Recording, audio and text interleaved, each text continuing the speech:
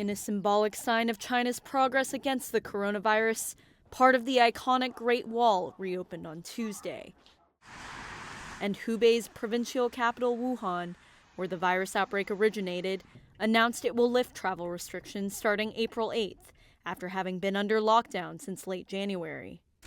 But a jump in new infections, driven by infected travelers returning home from overseas, may threaten to undo the country's progress.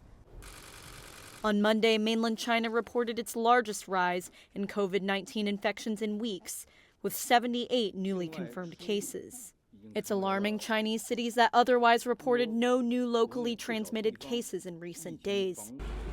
And it sparked concerns that the outbreak that China worked so hard to stamp out could now be coming back as it ravages the rest of the world. There have only been 3 local infections caused by overseas arrivals so far, but authorities aren't taking any chances. The capital, Beijing, had already imposed tough screening measures. That hasn't stemmed the influx of Chinese nationals, many of which are students returning home from countries that are now being battered by the virus. The city government came down harder on Tuesday, saying that everyone entering the city will face centralized quarantine and testing. The southern city of Shenzhen said it will test all arrivals at its ports of entry.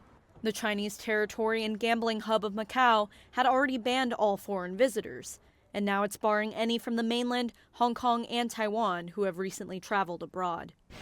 A new survey out Tuesday showed Chinese citizens are still worried about the disruption a new wave of infections could cause, especially in Hubei, where the outbreak originated and where workers are just now heading back to factories and offices.